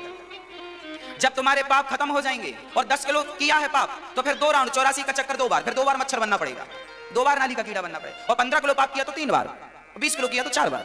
वो फिर आप हिसाब लगा लेना आपने कितना किया और कितनी बार आपकी इच्छा है बनने की।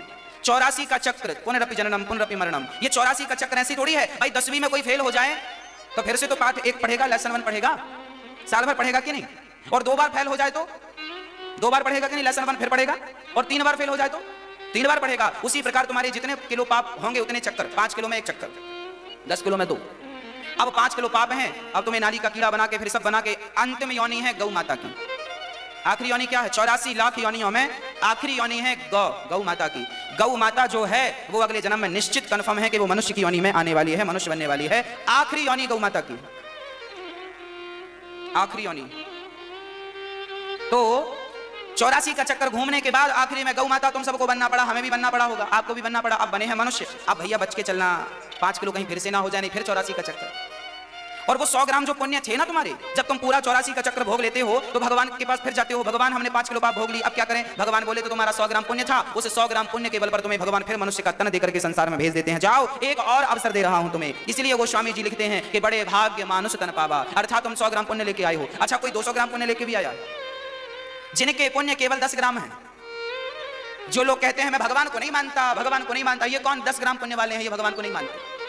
जिनके 200 ग्राम पुण्य है, जिनके पुण्य अधिक होते हैं, वही भगवान पर विश्वास रखते हैं, वही सत्संग करते हैं, वही भगवान का भजन करते हैं। अरे जिनके थोड़े से पुण्य थे, उन्होंने भगवान के कृपा से मनुष्य का तन पा तो लिया, पर थोड़े से पुण्य होने के कारण भगवान का मनुष्य का तन तो पा लिया, पर भगवान में मन नहीं लगा, अभी भी भोगों में मन लगा हुआ।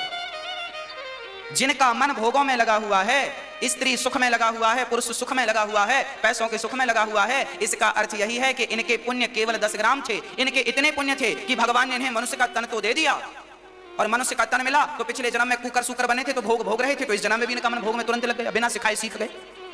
जिनका पुण्य अधिक होता है, याद रखना, आप जितने लोग यहाँ बैठे हैं आप जरूर अधिक पुण्यात्मा होंगे, तभी तो कार्तिक के महीने में श्रीधाम वृंदावन का वास आपको मिला और बिहारी जी के दर्शन मिले और कथा मिली, और जो कथा सुन रहे हैं वो बड़भागी हैं, आपका मन भगवान में लगा है, आप अधिक पुण्यात्मा है। जो भोगी व्यक्ति है उससे ज्यादा पुण्य उसके है जो भगवान में मन लगाए।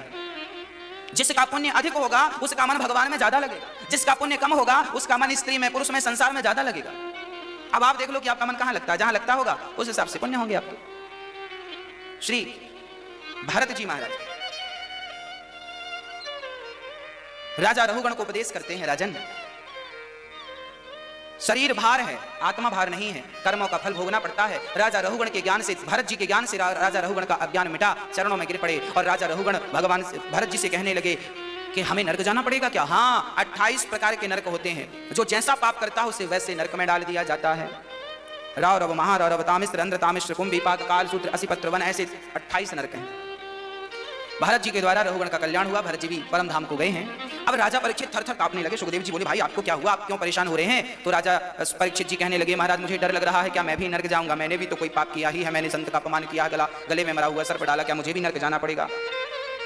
तब सुखदेव जी ने कहा, राजन कितना भी बड़ा पापी क्यों ना हुआ, बहुत बड़े पापी हैं, तो भगवान एक ऑफर देते हैं हम सबको, तुम पापी से महापापी हो और यदि तुमने भगवान का नाम जप लिया एक बार तो उस नाम के बल पर ही भगवान तुम्हें भवसागर से तार देंगे, तुम्हें परेशान होने की बिल्कुल जरूरत नहीं है। पापी से पापी व्यक्ति भी भगवान का नाम लेके तर सकता है। गोस्वामी जी लिख रहे हैं, कलयुग जोगिना कलयुग जोगिना यज्ञना ज्ञाना एक आधार राम गुण गाना कृते अध्यायते विष्णुं त्रेतायां यजतो मखै द्वापरे परिचर्यायां कलौ केशव कीर्तनात्। सतयुग त्रेता द्वापर में जो गति यज्ञ करने से, जप करने से, तप करने से, समाधि लगाने से, सेवा करने से मिलती थी, कलयुग में वही गति केवल भगवान का नाम जपने से मिल जाएगी। भगवान का नाम विश्वास के संग जपो, फिर कल्याण हो जाएगा। भगवान का नाम विश्वास के संग जपना सीख लो। कलयुग केवल नाम आधारा सुमरि सुमर नर उतरहि पारा। कलयुग केवल नाम आधारा सुमर सुमर नर उतरहि पारा। तुम ही मेरे मंदिर, तुम ही मेरी पूजा, तुम ही देवता हो, तुम ही देवता, तुम ही मेरे माथे की बिंदिया की झिलमिल। सच कहूं, भगवान ही मेरे माथे की बिंदिया है। जैसे नारी की शोभा बिंदिया के बिना नहीं है, नारी कितनी भी सुंदर हो पर सुहागन स्त्री को तो बिंदी लगाने की बड़ी बात कही जाती है। जैसे नारी का मस्तक बिंदिया के बिना अधूरा है, उसी प्रकार हमारा जीवन भी भगवान की भक्ति के बिना अधूरा है। जैसे नारी की शोभा माथे की बिंदिया बढ़ाती है, ऐसे जीवात्मा की शोभा उसकी भक्ति बढ़ाता है, भक्ति बढ़ाती है। तो भगवान की भक्ति तो हमारे माथे की बिंदिया है। श्री अजामिल जैसा पापी, अजामिल बहुत बड़े पापी थे, केवल पाप करते थे, पत्नी थी तो भोग भोगते थे, बस कोई काम नहीं था इसके सिवा। पर वो पापी से पापी अजामिल भी, उनके घर एक संत आए और संतों ने उनके बच्चे का नाम कह दिया कि इसका नाम नारायण रख देना। बस अजामिल तो कभी जपा नहीं, कभी पूजा करी नहीं, केवल पाप करता है, जुआ खेलता है, शराब पीता है, सारे गंदे गंदे गलत गलत काम करता है, वैश्याओं से संपर्क बना है इसका, संबंध बना है इसका, ऐसे घिनौने और गलत काम श्री अजामिल करता है। पर वो अजामिल जब मरता है तो मरते समय उसके मुंह से धोखे से अपने बेटे का नाम निकल जाता है, जो कि उसके बेटे का नाम था नारायण। बुलाया था अपने बेटे को, बेटे ने तो नहीं सुना, परम पिता परमात्मा ने सुन लिया और उस परमात्मा ने अपने पार्षदों को भेज दिया, जाओ इस भगत को लेकर आओ, बड़ा अच्छा है, मुझे पुकार रहा है मरते समय। इसलिए हम आपसे कह रहे हैं, इसलिए हम आपसे कह रहे हैं कि मरते समय भगवान का जरूर स्मरण करिएगा। नारद जी ने समझाया, मत रो मत रो मत रो। नहीं बेटा रो, चला गया, रोएंगे, लगा रोने। तब नारद जी ने मरे हुए बेटे को जिंदा कर दिया, ले तेरे को बेटा चाहिए, ये ले। अब बेटा जिंदा हुआ तो चित्रकेतु दौड़ पड़े, तुझे गले से लगा लूं। गले लगाने दौड़ा तो बेटे ने कह दिया, खबरदार गले वाले मत लगाना, पहले ये बताओ तुम कौन हो। चित्रकेतु बोला, मुझे नहीं जानता, मैं तेरा पिता हूं, तेरे लिए रो रहा था। ये नारद जी ने जिंदा किया है। तब उस बच्चे ने कहा, पिताजी किस जन्म के बाप हो ये भी तो बता दो, मेरा तो करोड़ों बार जन्म हो चुका है। हाँ, मेरा तो एक बार नहीं, दो बार नहीं, करोड़ों बार जन्म हो चुका है। किस जन्म के माई बाप हो, किस जन्म के रिश्तेदार हो, ये भी तो बता दो। जैसे 100 का नोट, 2000 का नोट जो आज आपके पास है, आपके पहले ये किसी और के हाथ में था, उसके पहले ये किसी और के हाथ में था। जब आपके पास है तो नोट को आप अपना कहते हैं, जब आपसे निकल के किसी और के हाथ में जाएगा तो वो भी कहेगा ये नोट मेरा है। हाँ कि ना, बोलो। 2000 का नोट आपके पास है तो आप कहेंगे मेरा है, मेरे पास आएगा मैं कहूंगा मेरा है, मेरे से आगे जाएगा तो मैं कहूंगा मेरा है, उसके आगे आप बताओ वो किसका है, बताओ किसका है? हा? वो नोट किसका है उसी में लिखा है, भारतीय रिजर्व बैंक लिखा होता है कि नहीं? वो नोट उसका है, जब चाहे बंद कर दे, जब चाहे आपसे ले ले, आप कुछ नहीं कर पाएंगे। वो नोट सरकार का है, तुम्हारे पास है काम चलाने के लिए चलाओ, उसके बाप मत बनो कि मैं इसका मालिक हूं। उसी प्रकार बेटा बेटी पति पत्नी सब भगवान की बैंक से आए हैं, सब भगवान के हैं, जब चाहेगा बुला लेगा। तुम्हारे पास है तो अपना कर्तव्य करो, संग्रहो, खाओ पियो मौज करो, जब बुलाएगा तो चले जाना। जिसका बुलावा है भेज देना, रोना मत कि इसका बुलावा। कभी भी नोट बंद हो सकते हैं, 2000 के और 500 के हो गए, 1500 के तुमने क्या कर लिया, हमने क्या कर लिया? और 2000 के भी बंद हो जाएंगे तो तुम और हम क्या कर लोगे? तो जिसको बंद होना था बेचारे 2000 और 500 के तो बंद हो गए, पर 100 का बंद नहीं हुआ। तो जिसको जब बंद होना होगा हो जाएगा, नहीं होना होगा नहीं होगा। जिसकी जब मृत्यु आएगी सो आएगी, अभी तुम्हारी नहीं आई तो मौज करो। बस किसी के जीने मरने से तुम्हारा कोई लेना देना नहीं, फिर भी जबरदस्ती रो रहे हो, परेशान हो रहे हो। आप लोग इतना सुनते हैं कथाएं, पर घर जाते जाते सब बह जाती है। कोई किसी पड़ोसी के भी मरने में लोग रोने लगते हैं। हमारे यहाँ तो एक मैया थी, उसके आंसू नहीं आते थे तो बेचारी झंडू बाम लेके जाती थी। नहीं रोएंगे तो लोग क्या कहेंगे, बताओ, रो नहीं रही है तो लगाती रहती थोड़ी थोड़ी देर में। तो कई बार ना फॉर्मेलिटी भी करनी पड़ती है। हमें तो लगता है आप लोग फॉर्मेलिटी करते रहते हैं, क्यों? माताएं बड़ा खतरनाक रोती हैं, पर हमें डर लग जाता है कई बार, पता नहीं कहां सीख लेती हैं। ऐसा पहले कभी नहीं देखा इनको रोते हुए। जब कोई मरता है तभी इनका एक्शन चालू होता है, उल्टा सीधा रोती हैं। अरे सीधा सीधा रो लो चुपचाप, कहीं क्या क्या कह के आदमी को हंसी आ जाए, ऐसा ऐसा माताएं रोती हैं। कई बार लगता ही नहीं कि मरे में आए, लगता कॉमेडी देखने आए। कॉमेडी शो चल रहा है, तो ऐसे रोया करो कि रोने टाइप का लगे। और ज्यादा भी मत रोया करो, 2-4 बहा लिए बस, बाकी भगवान के लिए बचा के रखो। भगवान के लिए एक नहीं हो, जमाने के लिए लाख आंसू बहा दिए। बताओ, भगवान के लिए आंसू नहीं बहते।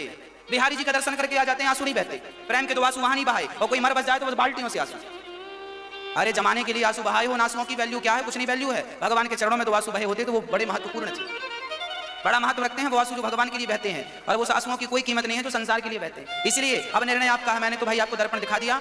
आप संसार के लिए भी रो सकते हैं, भगवान के लिए भी रो सकते हैं, कहां रोना है मर्जी आपकी है। किसी के मरने में मत रोया करो, ज्यादा चुप रहा करो, भगवान को याद किया करो। याद किया करो कि तुम्हें भी ऐसे एक दिन मरना है, तुम भी ऐसे शिथिल हो जाओगे, लोग तुम्हारे मरने पर भी आएंगे।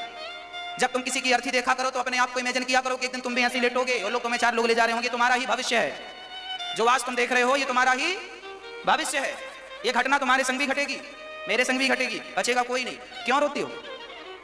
जब मैं किसी को चिता में जलता हुआ देखता हूं तो मुझे अपनी याद आ जाती है, देखो राम जी अपने को भी चलना है, इसलिए ज्यादा चक्कर में ना पड़ो, ऐसे ही जलना है, ऐसे अपनी भी चमड़ी जल के गिर जाएगी। हाँ जी, मैं तो जब भी चिताओं को देखता हूं तो अपनी याद कर लेता हूं। आप लोग करते हो कि नहीं? मैं तो अपने आप को इमेजिन कर लेता हूं कि मैं भी ऐसे जलूंगा। आप लोग तो बहुत डरते हैं, नहीं मरे ना। अरे कब तक नहीं मरोगे? सत्य यही है कि मरोगे, तो क्यों भागना उस चीज से जो सत्य है? जो सत्य है उससे भागोगे कब तक? भागने से होगा क्या? तुम्हारे बाप दादे भी तो भाग रहे थे, क्या बचे? और तुम भी भाग रहे हो तो क्या बचोगे? इसलिए स्वीकार करो, स्वीकार करो। आप भी जब मरे तो घर वालों से बिल्कुल स्पष्ट कह दें कि हमारे मरने में ज्यादा रोना होना नहीं, क्योंकि तुम्हारा तो क्या है, तुम रो धो के 13 दिन बाद रसगुल्ले ढूंढते फिरोगे, भाई रसगुल्ले लाना, तेरे ही खाने जाओगे। दुनिया के लोग तो 13 दिन बाद रसगुल्ले खाते हैं, उनका कुछ नहीं बिगड़ना, पर तुम संसार को देखते देखते मरोगे, तुम्हारी दुर्गति हो जाएगी। इसलिए मरते समय भगवान का चिंतन करते करते मरिएगा। मरते समय इतना तो करना, स्वामी जब प्राण तन से निकले, गोविंद नाम लेकर मेरे प्राण तन से निकले। दुनिया वालों का कुछ नहीं बिगड़ना, बिगड़ना है सिर्फ तुम्हारा। दुर्गति होगी तो दुनिया वालों की नहीं होगी, तुम्हारी होगी। सदगति होगी तो दुनिया वालों की नहीं, तुम्हारी होगी। इसलिए तुम अपना देखो, जमाने के चक्कर में ना पड़ो। ये ज्ञान जब बच्चे ने दिया कि पिताजी मैं तो कई जन्म से आया गया, तुम किस जन्म का मानते हो? पिता को वैराग्य हो गया, अभी बेटा बेटा करके रो रहे थे, बेटे ने ज्ञान दिया तो घर से मन हट गया। वही चित्रकेतु जाकर के वृत्तासुर बनते हैं पाप के कारण, और वही वृत्तासुर इस जन्म में इंद्र के हाथों मारे गए, उनका उद्धार हो गया। मुक्ति हो गई। भक्तों, एक बार भगवान को प्रहलाद के लिए नरसिंह बनकर के आना पड़ा। यदा देवेषु वेदेषु गौसु विप्रेषु साधुषु धर्मे मयि च विद्वेषः सवा आयो विनाश्यति। प्रहलाद जी भगवान के बड़े अच्छे भक्त थे। बहुत छोटी सी अवस्था थी, 5 वर्ष की एज थी। प्रहलाद जी 5 वर्ष की उम्र से ही भगवान में लग गए, और हम लोग इतने बुढ़े हो गए, अभी भी मन नहीं जा रहा है। प्रहलाद जी बस एक ही नाम जपते हैं, बस श्रीमन नारायण नारायण नारायण नारायण नारायण। प्रहलाद जी नारायण नारायण जपते हैं। एक दिन हिरण्यकश्यप ने कहा, बेटा ये नाम किसका जप रहे हो? प्रहलाद जी ने कहा, पिताजी ये भगवान का नाम है, आप भी जपा करो।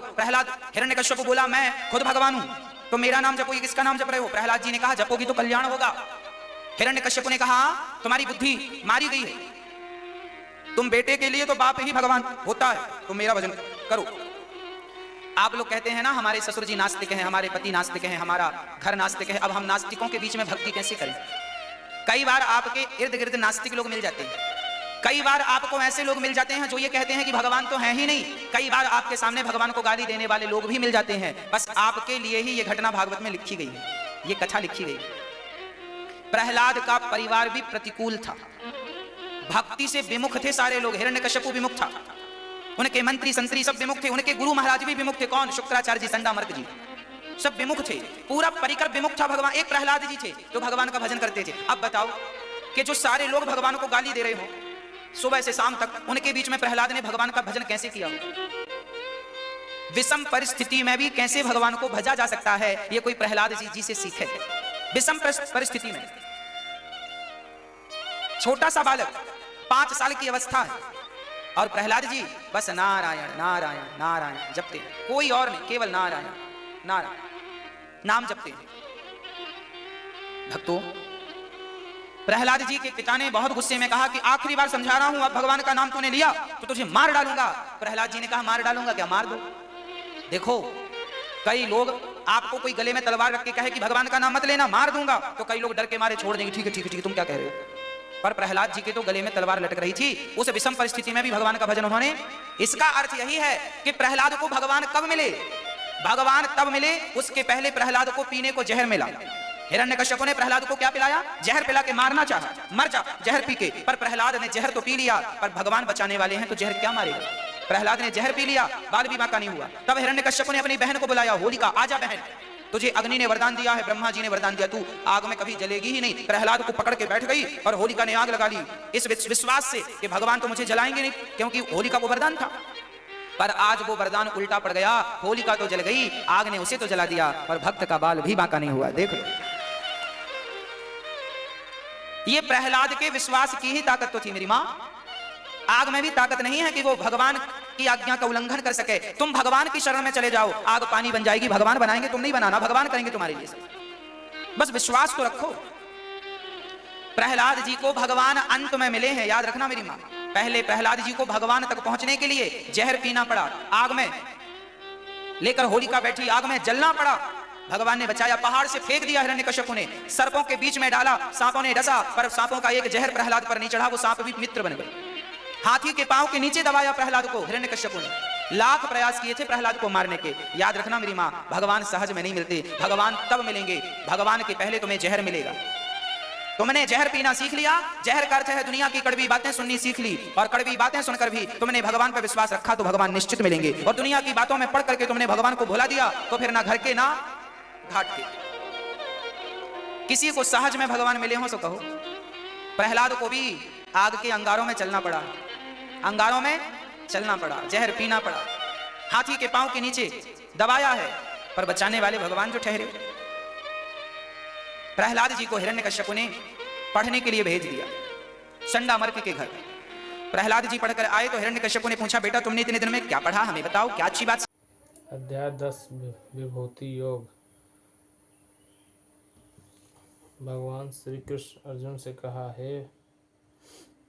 हे महाबाहो, अब मेरी दिव्य विभूतियाँ महिमाओं सुनो, इन्हें जाकर तुम्हारी भक्ति और दृढ़ होगी। मैं सबका आदि कारण हूँ। भगवान बोले, मैं ही समस्त सृष्टि का मूल कारण हूँ। मुझसे ही सब कुछ उत्पन्न होता है, मुझसे ही सब संचालित होता है।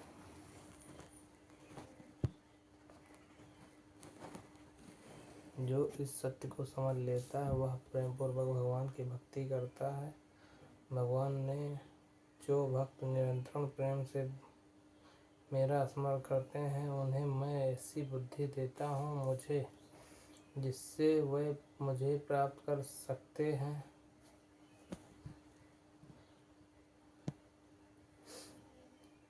अर्जुन ने पूछा, हे प्रभु, आपको किस किस रूप में स्मरण करूं?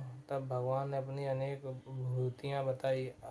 आदियों में मैं विष्णु हूँ, प्रकाश देने वालों में मैं सूर्य हूँ, नक्षत्रों में मैं चंद्रमा हूँ, वेदों में साम वेद हूँ, देवताओं में इंद्र हूँ, पर्वतों में हिमालय हूँ, नदियों में गंगा हूँ, वृक्षों में पीपल हूँ, सेनापतियों में स्कंद कार्तिकेय हूँ, ऋषियों में नारद हूँ, यज्ञों में जप यज्ञ हूँ, पशुओं में सिंह हूँ, पक्षियों में गरुड़ हूँ। भगवान का आशय था कि संसार में जहाँ भी श्रेष्ठता, तेज, शक्ति, करुणा, धैर्य दिखाई थे उसे उनकी दिव्य महिमा का अंश समझना चाहिए। भगवान की महिमा सुनकर अर्जुन भाव विभोर हो गए और बोले, हे श्री कृष्ण, आप परम ब्रह्मा, परम धाम, परम मित्र, परम पवित्र, परम सनातन पुरुष हैं। देवर्षि नारद महर्षि सभी ऋषियों भी यही कहते हैं। अध्याय 10 की मुख्य शिक्षाएं। भगवान ही समस्त सृष्टि के मूल कारण है। संसार के हर मानवता भगवान की विभूति है। भगवान अपने भक्तों को सही मार्ग की बुद्धि देते हैं। हर सुंदर और श्रेष्ठ वस्तु में भगवान की झलक देखनी चाहिए। मैं सबका मूल कारण हूँ, यह जानकर ज्ञानी जन के प्रेम और श्रद्धा से मेरी भक्ति करते हैं। हरे कृष्णा हरे राम राम राम हरे हरे, हरे कृष्णा हरे राम।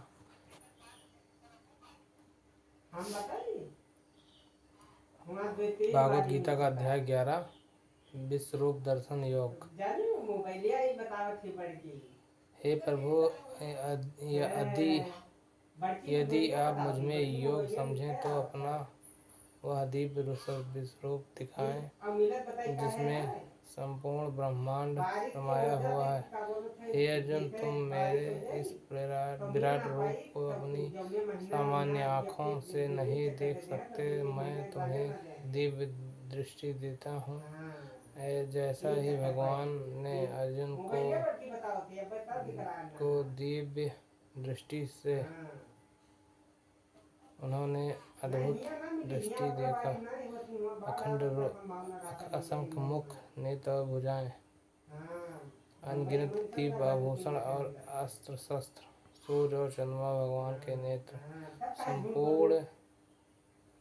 संपूर्ण आकाश उनके शरीर से व्याप्त, सभी देवता, ऋषि और लोग के उसी विराट स्वरूप में स्थित। गीता में कहा गया है, यदि आकाश में एक साथ 1000 सूर्य उदित हो जाए तो भी उनका प्रकाश का विश्व रूप के तेज समान नहीं हो सकता।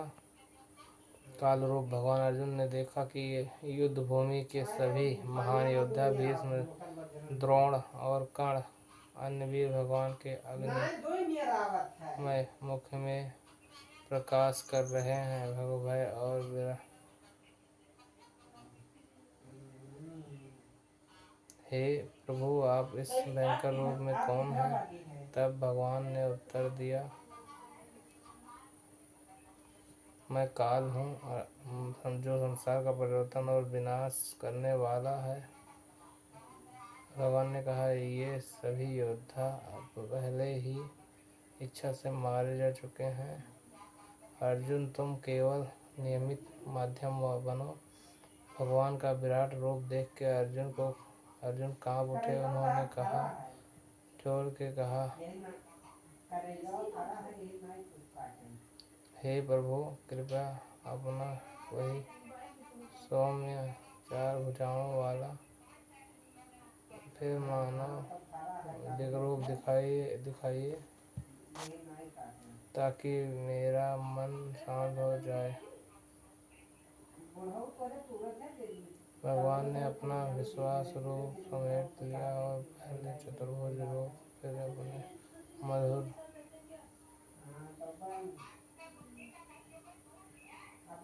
हे अर्जुन, इस विश्वास का दर्शन वेदों के अध्ययन से, न तप से, न दान से और न ही अनुभव से होता है। यह केवल अनन्य भक्ति से ही होता है। अध्याय 11 की मुख्य शिक्षाएं। भगवान का स्वरूप अनंत और असीम है। संपूर्ण ब्रह्मांड में समाया हुआ है। मनुष्य केवल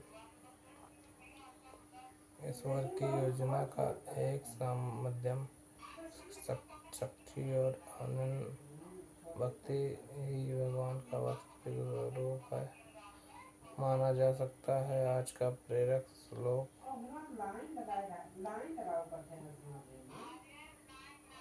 मैं काल हूँ जो समय आने पर संसार में परिवर्तन और विनाश का कारण बनता हूँ। हरे कृष्णा हरे राम राम राम हरे हरे, राम राम हरे हरे, हरे कृष्णा हरे राम राम हरे हरे, हरे कृष्णा हरे राम राम हरे हरे।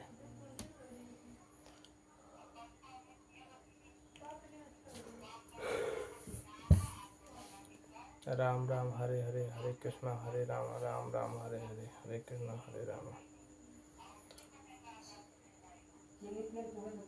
राधे राधे दोस्तों, आप लोगों को अगर ये कथा अच्छी लगी तो चैनल को सब्सक्राइब करिएगा, कमेंट करिएगा। हम धीरे धीरे कोशिश करके अच्छे से अच्छी कथा आपको सुनाएंगे। राधे राधे। आप लोग कैसे हैं, कहाँ से हैं, आप लोग कमेंट करिए।